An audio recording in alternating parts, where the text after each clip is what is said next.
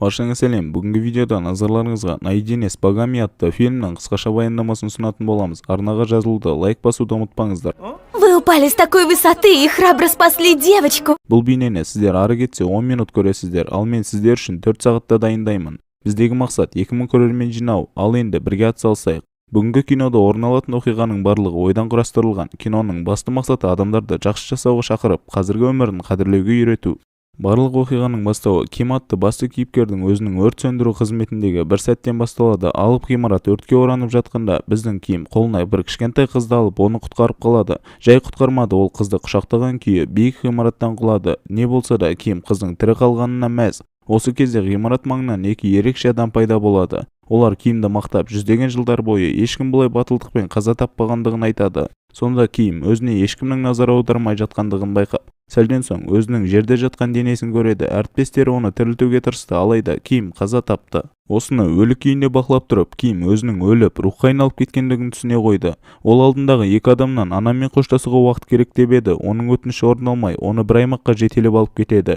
Айтпақшы, екеуінің аты Док Чу мен Мак болады. Дәл осы екі серіктер Кимді 7 сынақтан шығуға көмектесетін болады. Мұнда Кимді әкелгенде оны Рим атты бастық періштелердің бірі күтіп алады. Ол Кимнің батылдықпен өлгендігінен хабардар. Сондықтан оған өзінің ризашылығын білдіріп, алдағы болатын сынақтарынан алып шығуға көмектесемін дейді. Ким үшін сынақтар басталды. Алғашқысы оның ажалды сәті еді. Айтары жоқ, Ким батыр кішкентай қызды құтқарамын деп өлім құшты. Алайда оның басқа біреудің өліміне себеп болған сәті бар еді. Оның әріптесі өрт ішінде қалғанда Ким сыртқа шығып кеткен. Есептеп қараса, Кимнің ондай жерде құтқаруға мүмкіндігі болған. Сондықтан Ким 5 жыл бойы лавалы жерде жазаланатын болды. Сол сәтте Кимнің қорғаушы періштелері оны ақтай бастады.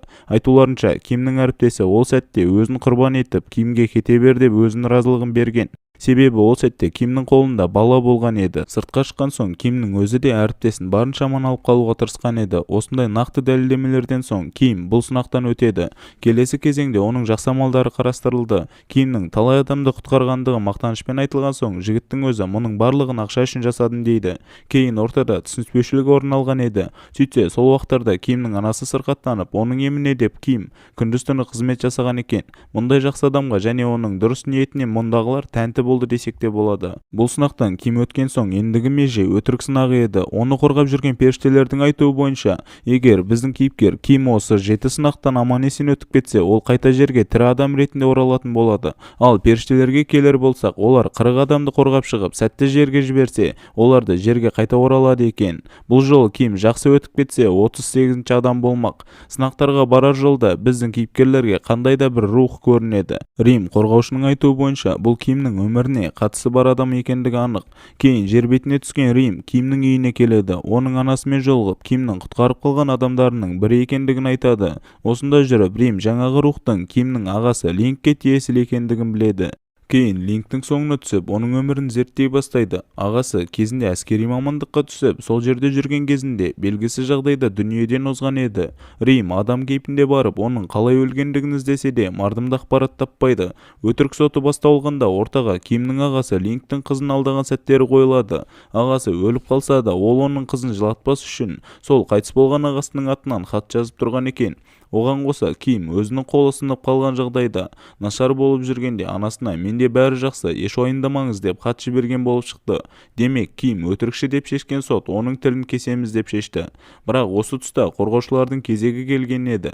Біз күткендей олар Кимнің бұл әрекеттерінің шындығында дұрыс екендігін, қызды алдаса оның көңілін түсірмеймін деп, анасына жағдайым жақсы деп хат жазса, оны босқа ойындатпаймын деп жасағандығын айтады.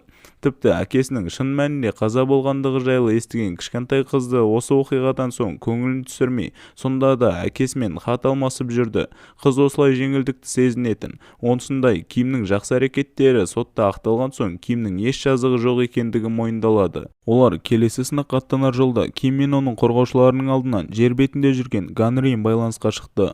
Ол Кимнің жүрегін орнына түсіру үшін отбасының жағдайы жақсы, еш алаңдама дейді. Бұдан соң Кимнің көңілі көтеріледі. Ким алдыға жүріп кетіп, қорғаушылармен оңаша қалған соң Ганрим оларға Кимнің ағасы жайлы айтады. Шындықты Кимнің өзіне айтпаған себебі оның сынаққа көңілі түсіп барғанын қаламаған екен.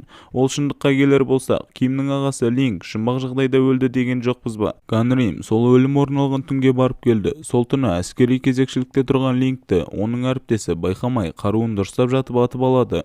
Осыдан соң қан кету басталып, аз уақыт ішінде Линктің жағдайы нашарлап кетеді. Оқиғаға оның командирі қосылып, солдатты тірілтуге тырысады. Ал Линктің өзі өлер алдында өзінің бұлай қаза тапқанын ешкім білмесін деп айтып кетеді. Командирдің өзі де Линктің бұл өлімі мансабыма зиянын тигізеді деп жасырын түрде солдатты жерлеп құпия ұстайды. Ал ең сорақысы, сол кездерде Линк әлі де болсын тірі еді. Яғни командирлер оны тірідей білместікпен жерлеп жіберген екен. Тірідей жерленгендіктен Линк сынақ әлеміне түспей ашулы рух күйінде жүр. Бұл жайлы қорғаушылар жеке әңгімелесіп отырғанда Ким естіп қалып көңілі түседі. Ал Линктің тылсым әлемге түсуін іске асыру үшін Гран-Рим оның мәйітін қазады. Сонда Римге қарсы қорғаушы жігіт шығып, біз оны тылсым әлемге өткізбеу керекпіз, керісінше рухты жояйық дейді. Кейін Линктің рухымен Гран-Рим байланысқа түседі. Линктің рухы Кимге ренжулі екен. Кезінде Ким қалаға кетіп отбасын ұмытқан десті.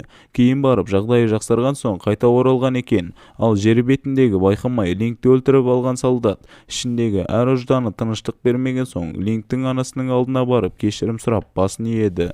Осыдан соң солдат оның анасына баласының жерленген орны белгіленген картаны ұсынады.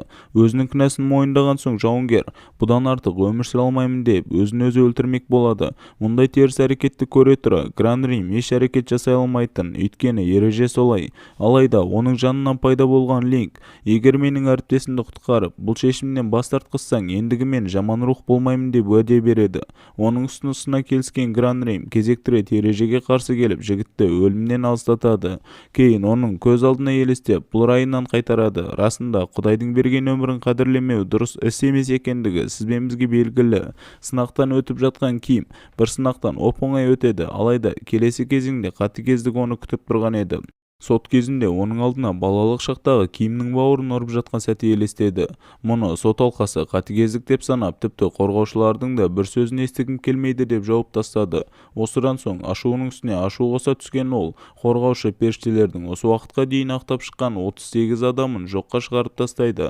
Ал Кимнің өзі болса толық кінәлі деп табады. Кимнің бауырын ұрған сәттеріне келер болсақ, ол сәттер біздің кейіпкердің өміріндегі ең қиын әрі кедейшілікке толы кездер еді. Кейде ол сырқат-анасын тұншықтырып, бұл қиыншылықтан құтқарғысы келсе, кейде бауырмен бірге дәрі ішіп, бұл өмірді тастап кеткісі келіп тұратын. Бұл ойларының дұрыс еместігін түсінген ол үйден кетіп қалуды жөн санайды. Жаңа Линк ағасы айтқандай, солай Ким өз үйін, отбасын қалаға барып асырау мақсатында тастап кетеді. Әскери бөлімшеге өзінің арызымен келген Кимнің анасы баласының өліміне капитанды кінәлайды. Ол өзінің қатесін біле тұра мансабын ойлап, керісінше кемпірдің өзін кінәлайды. Мұны көріп тұрып шыдай алмаған Линк шыдай алмай құйын туғызады. Сонда Гран-Рим, сен бұл әрекетіңмен бауырың Кимге зияныңды тигізесің дейді. Сонда барып Линк өзіне келді. Кезекті сынаққа келгенде Кимнің мойнына анасын өлтіруге деген ұмтылыс деген айып беріледі. Бірақ біз жаңа бұл әрекетке Кимнің не үшін баруға тырысқандығын айтқан болатынбыз. Сонда Ким өзінің бұл ісінің дұрыс еместігін толық мойындап, сот алдында тізерлей отырып, анасымен соңғы рет кездесу рұқсатын сұрайды. Рұқсат берілген соң Ким анасының түсіне еніп, өзінің аспанда періште болып жүргендігін және өмірде не істесе де тек отбасын асырау, олардың жағдайын жасау мақсатында істегендігін айтады. Баласының сөздеріне анасы, мен бауырың екеуіңе ешқашан ренжіген емеспін деп айтады. Мұндай жылы сәтті көріп тұрып, сынақ сәтіндегі барлық адам жылайды. Олар Кимді кешіріп, қайта тірілуіне рұқсаттарын береді. Ал Линкке келер болсақ, ол сынақ әлеміне келді. Кимнің бауырын Гран-Рим бастаған қорғаушылар қуанышпен сынақтан алып шығуға келіседі. Осылайша видео соңына жетті достар. Арнаға тіркеліп, лайк басуды ұмытпайық. Келесі кездескенше аман сау болайық.